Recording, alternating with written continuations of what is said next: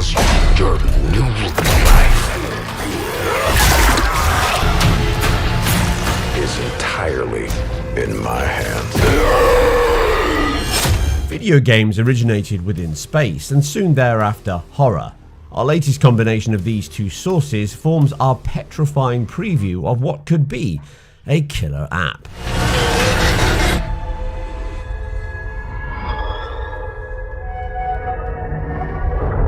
The gestation period of games seems to increase generation on generation, with recent events only making that worse, which makes the Callisto protocol something of a reverse curve. Not only in development for just 3 years, built by a newly established team in striking distance which grew from approximately 50 to just over 200 in that time, all whilst working remotely, to say this is a monumental achievement would be understating it a little. The ubiquitous use of Unreal Engine 4 is one key aid to that rapid roadmap, which has enabled the team to get stuck into the heart of the game's focus and not just on its inner workings.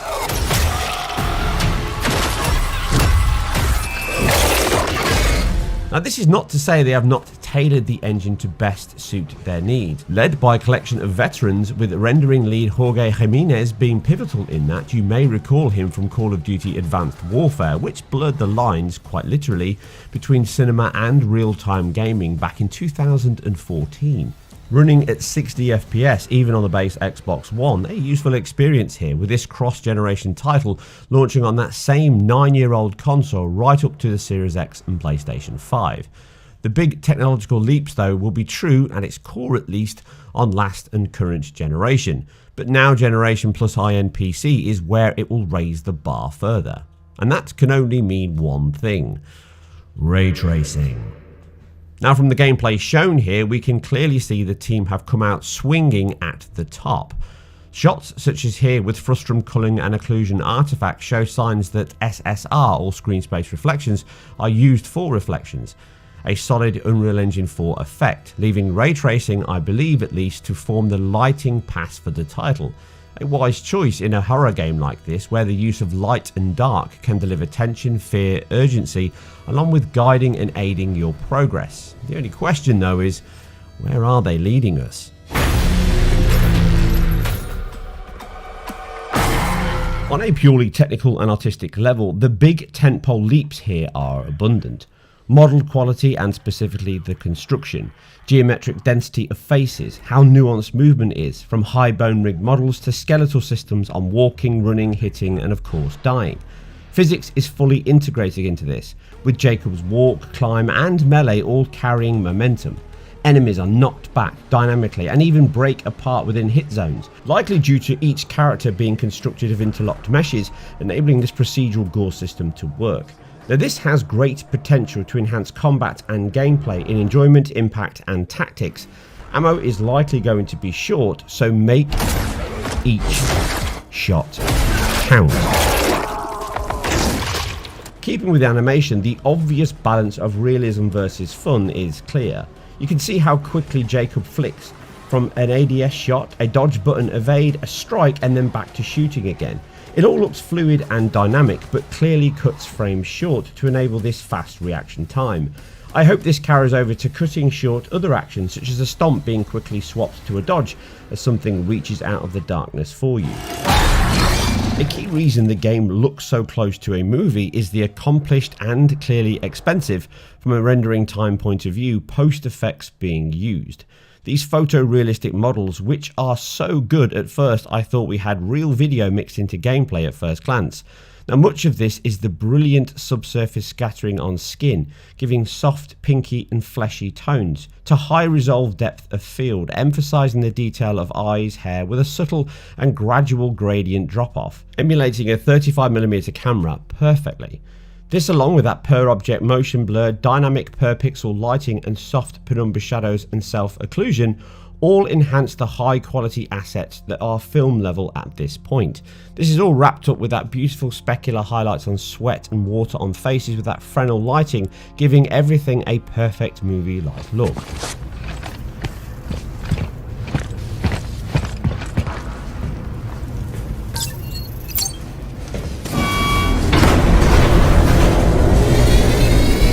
Now, this has Jorge's MO all over it, continuing his excellent work from Sledgehammer Games. The similar but significantly improved techniques here show no obvious artifacts we're so used to seeing. No banding and ghosting of blur as limbs move, no flicker or sharp edges of depth of field around characters. The silhouette masking and occlusion passes here are almost certainly using very expensive stochastic sample kernels. And I expect all of these effects, both in quality and quantity, to be the biggest sacrifices in the last generation versions. Recall that many of these effects were not running in open gameplay in Advanced Warfare, being retained mostly for cinematic sequences.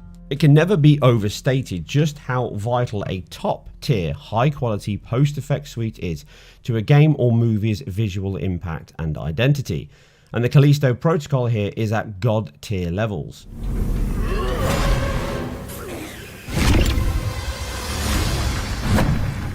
Now, this kind of quality and knowledge is due to the industry veterans that formed and lead the studio's direction. I had the pleasure to speak to one of those in Mark James. As the Chief Technical Officer of Striking Distance Studios, he was intrinsic in the studio's techniques, technology, and its incredible results. Having worked with the likes of LucasArts, 2K amongst others, he has the experience to drive the studio on its game engine and technological direction. One of the early choices was that of using Unreal Engine 4 and the customization and tailoring the team went through to ensure it delivered on their aims. This was pivotal in the short 3-year life cycle the game achieved, as Mark explains. He went on to explain some key areas the team focused on for improvements, and even pulling in UE5 elements, such as Unreal Engine's simple demolition system and the customization they did for the Callisto protocol. We discussed the ray tracing used, the use of UE5 elements, cross-generation challenges, and much more, which you can read the full interview with Mark over on the IGN site, and it hopefully gives you a glimpse into just how an engine in and of itself is merely a means to an end. And the real heart of any game is the team, the passion, the skill, blood, sweat and tears that go into making that. Something which the Callisto protocol certainly does not shy away from.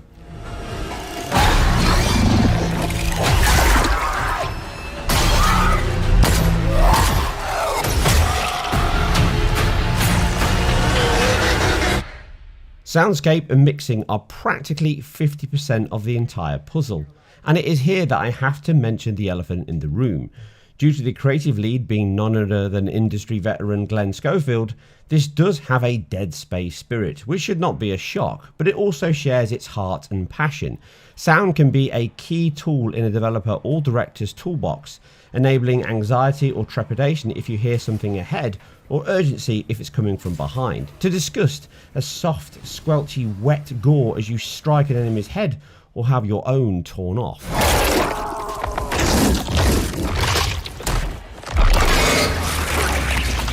The mixture of ambient metallic sounds or electronic blends with the organic sounds of scream, torn flesh or gunshots, mixed with flashing lights and gun muzzle flashes, all invoke the intended atmosphere as you turn on machines or enter a new area. Sound becomes a key character as you use it to see beyond the light or run like hell from it. The trademark diving mask breathing, the squelch of gore or a meaty foot stomp really drives home the effort, angst and horror that awaits us.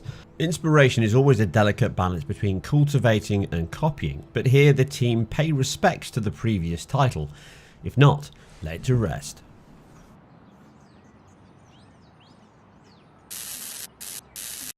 The Foley mix and soundscape is a key tool alongside the physicality of the game's UI. Ammo is all on the gun, health on your neck, added to by your breathing, the levels and tired animation cycle all giving you physical tells of where you are. Flashing red lights and sirens warn of danger, soft yellow lights in an open doorway a possible sanctuary. All reminiscent of Dead Space for sure, but no less impressive and much more important and nuanced than a swamped UI and menu system, following the motto simplify to intensify. And it does wonders.